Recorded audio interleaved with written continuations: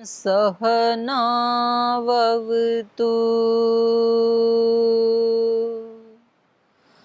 सहनौ भुनक्तु सह वीर्यं करवावहै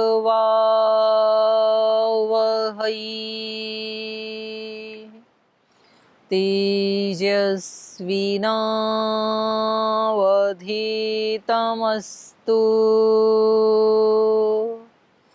मा विद्विषावहै।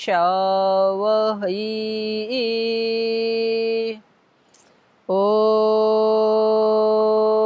शांति शांति शांति।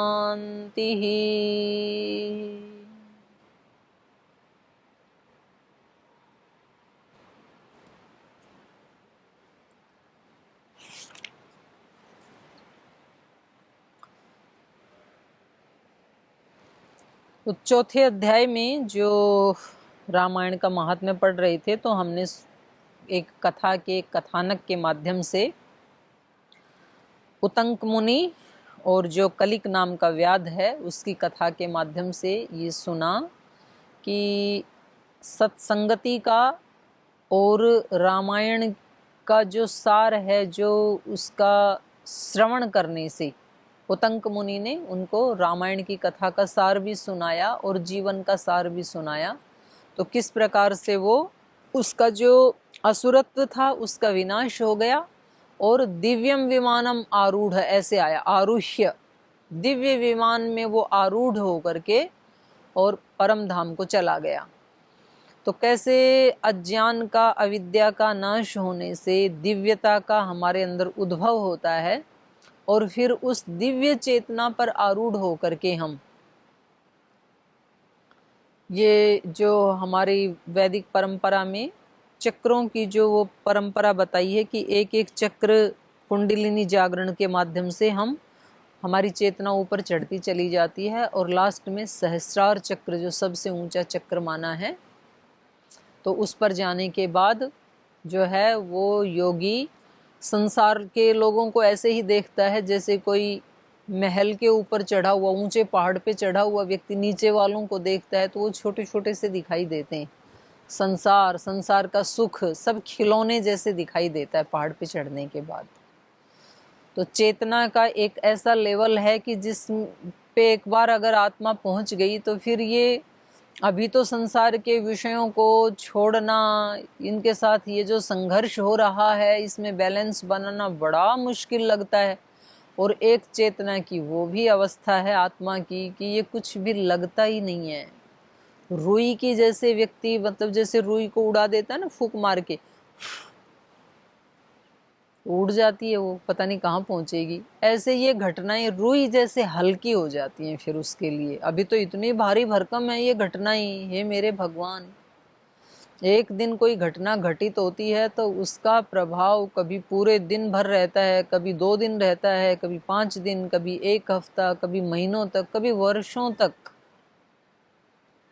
मन भारी रहता है उससे, चित्त भारी रहता है। तो ये जो हमने कल कथा सुनी उसके बाद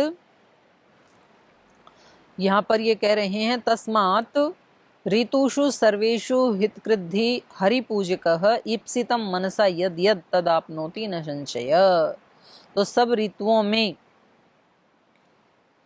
हितकृत हरिपूजकः, हितकारक ये जो हरि का पूजन है, रामायण है, ईप्सितं मनसा यत यत जो जो इच्छा लेकर के वो कथा कही जाती है या सुनी जाती है, तद तद आपनोति न संशय, वो सब उसको प्राप्त होता है, इसमें कोई संशय नहीं है। सनत कुमार यत्पृष्टम तत्सर्वं गदितं मया रामायणस्य महात्म्यम किम अन्यत् श्रोतुम इच्छसि। तो यहाँ नारद कह रहे हैं सनत कुमार को, सनत कुमार यत्पृष्टम, हे सनत कुमार जो आपने पूछा था रामायण के महात्म्य के बारे में कि इसके पढ़ने से या सुनने से क्या होगा, या इस कलयुग में ऐसा क्या उपाय है जिससे कि व्यक्ति अपने पापों से, दोषों से छूट सकता है, तो यत् पृष्ठम, हे सनत कुमार, जो आपके द्वारा पूछा गया, जो आपने पूछा था, तत्सर्वम मया गदितम, वो सब मैंने बता दिया है। रामायणस्य महात्म्यम, वो रामायण का महात्म्य सारा मैंने गदितम, आपको बता दिया है। किम अन्यत् श्रोतुम इच्छसि, अब बताओ आप और क्या सुनना चाहते हैं। वो तो मैंने सब बता दिया जो आपने पूछा, और आपका कोई प्रश्न है तो बताइए। तो यहाँ सूत जी कह रहे हैं कि उनसे, नारद से ऐसा सुन करके सनत कुमार ऋषि ने कहा, ये 5वां अध्याय शुरू होता है यहाँ से, रामायणस्य माहात्म्यं श्रुत्वा प्रीतो मुनीश्वरः सनत्कुमारः पप्रच्छ नारदं मुनिसत्तमम्। रामायणस्य माहात्म्यं कथितं वै मुनीश्वर, इदानीं श्रोतुमिच्छामि विधिं रामायणस्य च। एतच्चापि महाभाग मुने तत्त्वार्थकोविद, कृपया परयाविष्टो यथावद् वक्तुमर्हसि। तो इन्होंने कहा, सूत जी बता रहे हैं कि हे ऋषियों, जब नारद ऋषि ने सनत कुमार से कहा तो रामायणस्य महात्म्यं श्रुत्वा प्रीतो मुनीश्वरः सनत कुमार पप्रच्छ, सनत कुमार ने कहा कि रामायण का ये महात्म्य सुन करके मुनीश्वर प्रीत, वो जो मुनीश्वर थे अर्थात सनत कुमार जो ऋषि थे, जो मुनि थे, वो बहुत प्रीत, बहुत प्रसन्न हुए। और पप्रच्छ नारदम मुनि सत्तमम, और उन्होंने ये सुनने के बाद नारद मुनि से पूछा। क्या पूछा तो वो बता रहे हैं, रामायणस्य महात्म्यं कथितं वै मुनीश्वर, हे मुनीश्वर,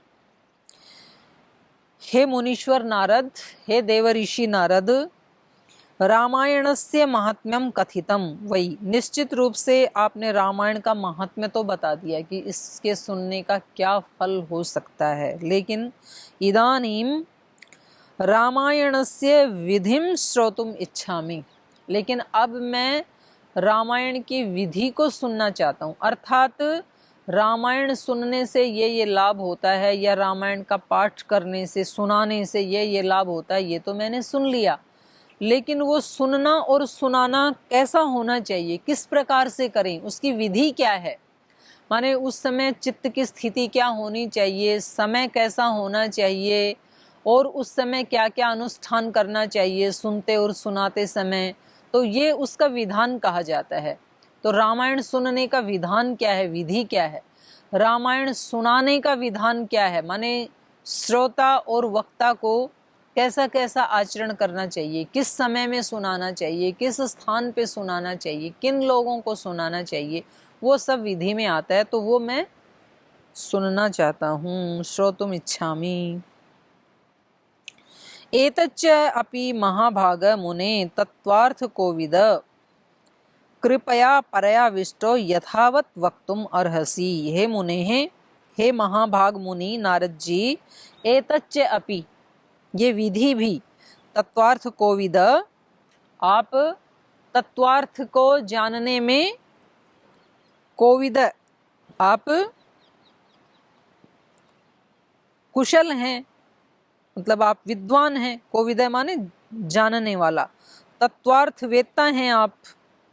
एतच्च अपि महाभाग मुने तत्वार्थ कोविद, आप तत्व के अर्थ को, माने आप सत्य को जानने में कुशल हैं, तो इसलिए कृपया परयाविष्ट, कृपा से परिपूर्ण होकर के, कृपा से भर करके, यथावत वक्तुम अर्हसि, आप मुझे इसका ठीक ठीक उत्तर दे सकते हैं, रामायण की विधि का उत्तर, क्योंकि आपसे ज़्यादा सत्यवेत्ता और कौन हो सकता है, आप ही तत्वार्थ वेत्ता हैं, तो आप ही कृपा करके मुझे इसका ठीक ठीक उत्तर दे दीजिए।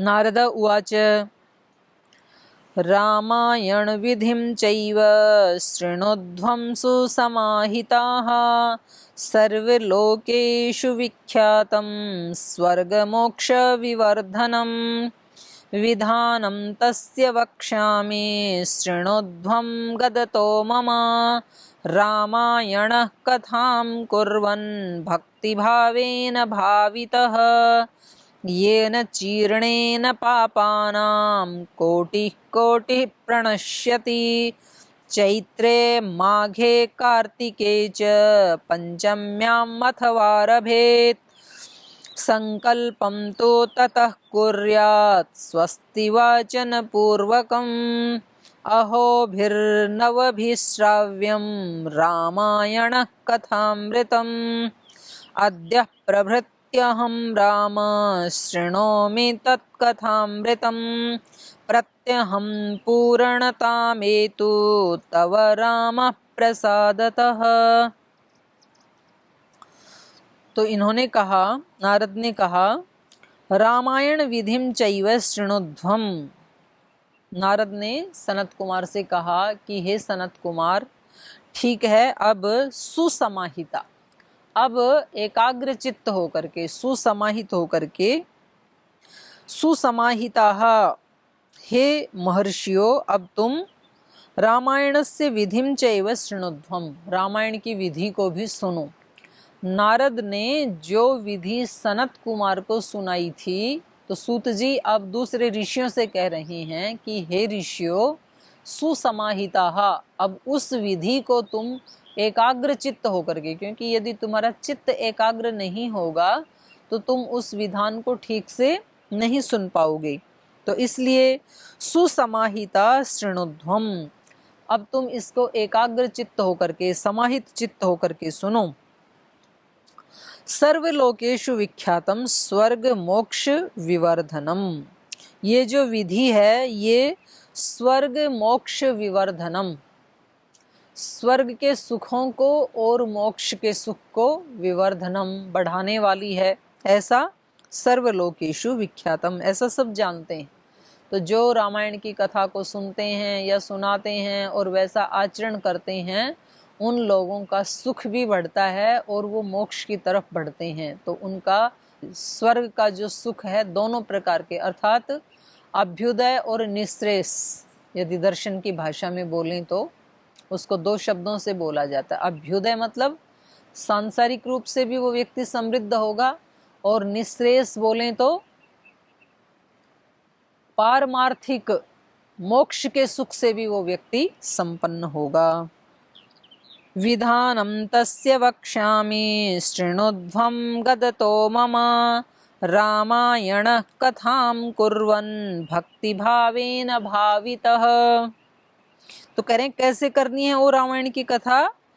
तस्य विधानम वक्ष्यामि, अब मैं उसका विधान बताता हूँ, उसकी विधि बताता हूँ कि वो रामायण की कथा कैसे सुननी चाहिए, वो रामायण की कथा कैसे किसी को बतानी चाहिए, तो उसका विधान बताता हूँ। शृणुध्वम गदत मया, गदत मेरे द्वारा कहे जाते हुए, शत्रंत प्रयोग है ये, गदतः निगदत मेरे द्वारा बताए जाते हुए, तस्य शृणुध्वम, तस्य विधानम मम गदत शृणुध्वम, उसकी विधि को मेरे द्वारा बताए जाते हुए अब आप सुने। रामायण कथाम कुर्वन् भक्ति भावेन भावितः, कह रहे हैं जब रामायण की कथा करते हैं तो व्यक्ति को कैसा होना चाहिए, भक्ति भावेन भावितः, भक्ति भाव से उसको भावित होना चाहिए, भक्ति भाव से उसको भरा हुआ होना चाहिए। तो यहाँ ये जो हम इस स्थान पे बैठे हैं, अलकनंदा के तीर पे, मेरे को कल किसी बहन ने बताया, बोलिए जी ये गंगा नहीं अलकनंदा है। तो यहाँ अलकनंदा के तीर पे जिस शिला पे हम बैठे हैं, तो इधर मैं देख रही हूँ एक मकड़ी भी कथा को सुन रही है, और एक गिरगिट भी इस शिला पे आके इस कथा को बड़े ध्यान से सुन रहा है। तो लगता है कि ये भी कोई आत्मा है जिनको भी अच्छा लग रहा है। तो वो थोड़ा भयभीत भी है बेचारा, क्योंकि मनुष्य उसके पास ज़्यादा आते नहीं, एकांत सेवी है, तो उसको सुनने की इच्छा है, तो बार बार बाहर आके सुन रहा है। और कभी भयभीत होता है तो फिर अंदर चला जाता है। तो पता नहीं जब हम कथा का वाचन करते हैं और श्रवण करते हैं तो कितनी आत्माएं पता नहीं उसमें लाभ उठाती हैं। तो एक व्यक्ति के जीवन का जो उत्कर्ष है वो कई आत्माओं के उत्कर्ष में निमित्त बन जाता है। तो चलिए ये कह रहे हैं कि रामायण कथाम कुर्वन, जब रामायण की कथा करते हैं तो भक्ति भावेन भावित है, भक्ति भाव से वो कथा करनी चाहिए। मतलब ऐसे नॉवल की तरह से रामायण को नहीं बांचना चाहिए, उसके साथ तदाकार होकर के, जिसको तादात में कहा है, जिसको संप्रज्ञात समाधि कहा है, ऐसे व्यक्ति को उसका वाचन करना चाहिए और ऐसे ही उसको सुनना चाहिए। और योग दर्शन में अन्यत्र भी कहा तज्जपस तदर्थ भावनम, जब हम अच्छे किसी मंत्र का, रामायण का, गीता का, गायत्री का कोई ऐसे जब हम उच्चारण करते हैं तो तज्जपस, जिसका हम जप कर रहे हैं, तज्जपस तदर्थ भावनम, उसके अर्थ का भावना भी करनी चाहिए। भाव में तो ऐसा प्रभाव होता है कि व्यक्ति बिल्कुल आइडेंटिफाई हो जाता है। जब आप रामायण को देखते हैं या महाभारत को देखते हैं तो जिस समय रामायण में मंथरा सीता माता को वल्कल वस्त्र पहनाती है तो उस दृश्य को देख करके आपकी आंखों से आंसू आने लगते हैं। तो आंसू क्यों आए?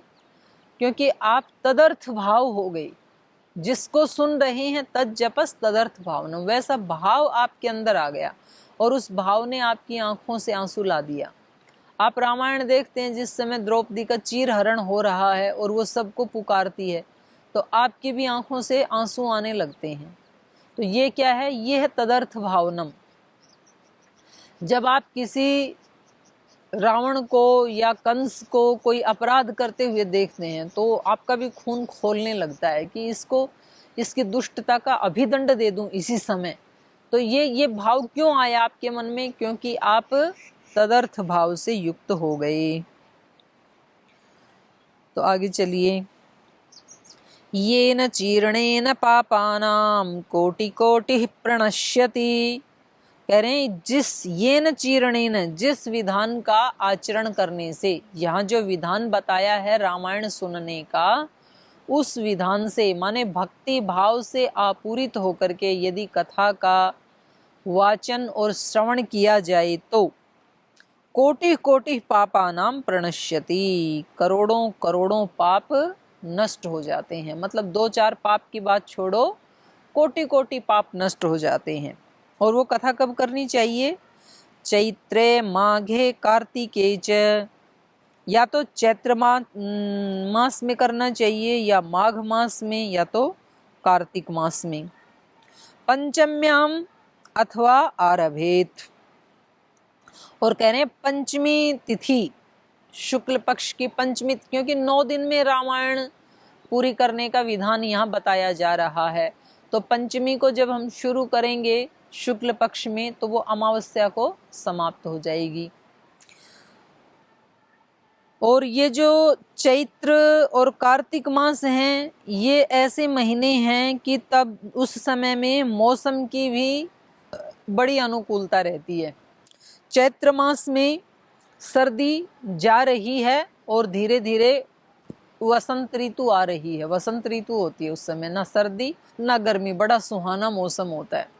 ऐसे ही कार्तिक मास में भी गर्मी जा रही है अभी और हल्की हल्की सर्दी का अभी प्रवेश हो रहा है। तो नेचुरल एसी टेम्परेचर रहता है पूरे इसमें वायुमंडल में। तो हो सकता है शायद इसलिए भी इन मास को चुना हुआ होगा। और माघ मास जो है उसमें सर्दी बढ़ जाती है। तो माघ मास की क्या महिमा है वो तो अभी समझ में नहीं आया, लेकिन गीता में भी भगवान कृष्ण ने कहा है कि मासा नाम मार्ग शीर्षो हम, महीनों में मैं मार्ग शीर्ष हूँ। तो इसकी किस कारण से इतनी महत्ता है ये अभी शोध का विषय है, अभी इसके बारे में जानना है। तो इन 3 महीनों में रामायण की कथा को प्रारंभ करना चाहिए और पंचमी तिथि से प्रारंभ करना चाहिए शुक्ल पक्ष की। और संकल्पं तु ततः कुर्यात् स्वस्ति वाचन पूर्वकम् अहोभिर्नवभिश्राव्यं रामायण कथामृतम्। संकल्पम तु ततः कुर्यात्, उस पंचमी तिथि से रामायण का मैं पाठ करूंगा या मैं रामायण का श्रवण करूंगा, ऐसा संकल्प करना चाहिए। संकल्पम तु ततः कुर्यात् स्वस्ति वाचन पूर्वकम, लेकिन उस संकल्प से भी पहले क्या करना चाहिए? स्वस्ति वाचन करना चाहिए। पहले कल्याण करने वाले मंत्रों का पाठ करना चाहिए। तो स्वस्ति वाचन पूर्वकम संकल्पम तु ततः कुर्यात् अहो भी नव भी श्राव्यम, 9 दिन में रामायण की कथा सुना देनी चाहिए। रामायण कथामृतम, रामायण की कथा रूपी जो अमृत है वो 9 दिन में पान करा देना चाहिए, ये विधि है उसकी। और अद्य प्रभृत्य अहम राम शृणोमि त्वत्कथामृतम, और अपने मन में ये भी संकल्प लेना चाहिए कि हे राम, अद्य प्रभृति, आज से लेकर, मैं त्वत्कथा अमृतम शृणोमि, आपकी कथा का अमृत सुनूंगा। ऐसे श्री राम को सामने रख करके, उनको संबोधन करके, मानो आप उनसे बातचीत ही कर रहे हैं। तो इस प्रकार से संकल्प लेना चाहिए कि हे राम। तो राम के यहाँ 2 अर्थ हैं। राम का मतलब, जैसे कि हमने शुरू में भी बताया था, रमु क्रीड़ायाम धातु से, जिसकी ये सारा संसार क्रीड़ा स्थली है, ऐसा वो ब्रह्म, तो उसको यहाँ राम कहा है। तो उस आज से हे ब्रह्म, मैं आपके जो गुण कर्म, इस सारी सृष्टि में क्या क्या आपका जो विधान है, उस सब का मैं आज से श्रवण करूंगा, ऐसे सोचना चाहिए। अद्य प्रभृति अहम त्वत्कथा अमृतम शृणोमि, आपकी कथा रूपी अमृत को मैं आज से सुनूंगा। जैसे कि हम यज्ञ आदि करते हैं ना, तो हम बोलते हैं अथेश्वर स्तुति प्रार्थना उपासना। अब हम ईश्वर की स्तुति करेंगे, उससे प्रार्थना करेंगे और उसकी उपासना करेंगे। अब हम उसके पास बैठेंगे, तो ऐसा भाव करते ही मानो कि हम ईश्वर से कनेक्ट हो गए। तो कनेक्शन जुड़ते ही फिर पावर आने लगती है। प्रत्यहम पूर्णताम एतुः तव राम प्रसादतः, हे राम, तव प्रसादतः, आपकी कृपा से, आपके प्रसाद से, प्रत्यहम पूर्णताम एतु, मैं ये कथा सुन करके, प्रतिदिन आपकी इस कथा को सुन करके, पूर्णताम एतु, पूर्णता को प्राप्त करूं। अर्थात आपकी कृपा से मेरी ये कथा निर्विघ्न संपन्न हो जाए, कहीं बीच में खंडित ना हो। तो एक तो स्थूल कथा भी पूर्णता को प्राप्त करे, और उस कथा को सुन करके उसके प्रभाव से मैं आत्मा पूर्णता को प्राप्त करूं। ऐसा ना हो कि सुना ना सुना बराबर ही रहे। कथा सुनने से पहले भी मैं वैसा ही था, कथा सुनने के बाद भी मेरे जीवन में कोई चेंज नहीं आया, ऐसा नहीं होना चाहिए। प्रत्यहं दंत शुद्धिं च अपामार्गस्य शाखया कृत्वा स्नायीत विधिवत् रामभक्तिपरायणः स्वयं च बन्धुभिर्सार्धं शृणुयात् प्रयतेन्द्रियः स्नानं कृत्वा यथाचारं दन्तधावनपूर्वकम् शुक्लांबरधर शुद्धो गृहमागत्य वाग्यतः प्रक्षाल्य पादवाच्यम्य स्मेरन्नारायणं प्रभुं। प्रत्यहम, जिस दिन से ये कथा प्रारंभ करें उस दिन से लेकर के, प्रत्यहम नित्य प्रति, दंत शुद्धिं च अपामार्गस्य शाखया, अपामार्ग एक वो पौधा है, आयुर्वेद में उससे कई दवाएं भी बनती हैं। जो गर्भिणी महिलाएं हैं, जब उनका प्रसव होने का समय होता है तो उसकी जड़ को उखाड़ करके, उसको घिस के, पत्थर पे पानी डाल के, उसका वो लेप सा बना के नाभि के चारों तरफ उसका लेप कर देते हैं। तो बिना ऑपरेशन के बहुत सुगमता से प्रसव हो जाता है, ऐसा सुना है। ऐसे कुछ हमारी बहनों ने उसका प्रयोग भी किया है। और भी उसके आयुर्वेद के बहुत सारे गुण होते हैं, तो शायद दांत के लिए वो बहुत अच्छी होती होगी, तो इसलिए यहाँ पर कहा अपामार्गस्य शाखया, अपामार्ग की शाखा से उसकी टहनी तोड़ करके क्या करना चाहिए, दंत शुद्धिम, और कृत्वा स्नायित विधिवत, और कह रहे हैं स्नायित विधिवत राम भक्ति परायण, राम की भक्ति में परिपूर्ण होकर के, राम भक्ति परायण, उस भक्ति में परिपूर्ण होकर के, माने भक्ति का स्नान करना चाहिए। जैसे जल से हम स्नान करते हैं तो हमारे शरीर की अशुद्धि का नाश हो जाता है, उसी प्रकार से जब हम अंदर से भक्ति से स्नान करते हैं तो हमारे चित्त, बुद्धि, मन, प्राण, जो अंदर के जो करण हैं उनका शुद्धि हो जाती है। तो यहाँ कहा राम भक्ति परायण स्नायित कृत्वा विधिवत, उस विधान पूर्वक जब हम कथा का श्रवण करते हैं तो भगवान की उस भक्ति परायणता से क्या होता है, जैसे कि अंदर से स्नान हो गया ऐसे लगता है। स्वयं च बंधु भी सार्धम शृणुयात प्रयतेन्द्रियः, कह रहे हैं कि यदि आप अकेले रहते हैं तो आप अकेले उसको सुने, और यदि आपके साथ आपके भाई बंधु भी आपके साथ रहते हैं तो कहते हैं फिर सबको साथ लेकर के सुने उसको, क्योंकि आप अकेले सुनेंगे और बाकी परिवार के लोग यदि नहीं सुनेंगे तो आपकी एनर्जी और उनकी एनर्जी, आपकी भावना उनकी भावना, आपके विचार और उनके विचार मिसमैच करेंगे, फिर मैच नहीं करेंगे। तो सारे ही यदि सुनेंगे तो सबकी वही चेतना रहेगी, तो बड़ी सुविधा रहेगी घर में एक इन्वायरमेंट बनाने की। तो इसलिए जहाँ तक हो सके हमें अपने घर में जो भी हम किसी भी मत पंथ संप्रदाय से जुड़े हुए हैं और जिस भी पूजा पाठ का अनुष्ठान आदि का हम आचरण करते हैं तो उसमें ज़रूर हमें अपने परिवार के दूसरे लोगों को भी शामिल करना चाहिए, अपने बच्चों को, पति को, पत्नी को, सास ससुर को, माता पिता को, थोड़े दिन वो आनाकानी भी करें। हमने ऐसे देखा, केवल भक्ति भाव में ही नहीं, यहाँ तक कि देखा कि जैसे योग आदि करते हैं तो हमने देखा हमारे संगठन में कुछ बहनों ने बताया कि पहले वो स्वयं योग अकेली करती थी और फिर उनके जो परिवार वाले हैं वो बोले क्या सुबह सुबह हमें सोने भी नहीं देते हैं और खटपट मचा देते हैं, आप टीवी चला देते हैं। तो उन्होंने कहा कि चलो संडे को तो आप भी उठ जाओ, अभी उठ जाओ, फिर दिन में सो लेना। तो बोले जी ऐसे करके हमने अपने पति को, सास ससुर को बिठाना शुरू किया संडे संडे।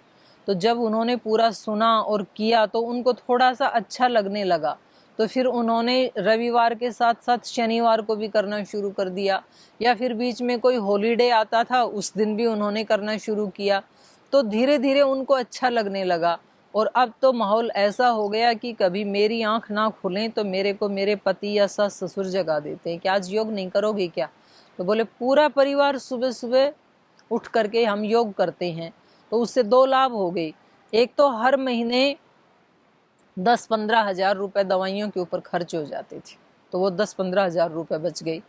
दूसरा, दवाई खा कर के भी तात्कालिक रूप से उन रोगों का, शारीरिक रोगों का शमन तो हो जाता था, लेकिन मानसिक रूप से जो है ना वो चिड़चिड़ापन सा बना ही रहता था, तो वो अब नष्ट हो गया। तो एक योग के साथ साथ साइड इफेक्ट ये हुआ योग का कि सबके मन भी तृप्त रहते हैं, प्रसन्न रहते हैं, तो घर में एक माहौल ही बदल गया, एक दूसरे की सहायता करने का एक माहौल बन गया। नहीं तो एक दूसरे की टांग खिंचाई करने का माहौल बना हुआ था, छिद्रान्वेषण का माहौल बना था कि कब कौन किसका दोष बताए और तब झगड़ा हो, एक दूसरे से मन मुटाव हो।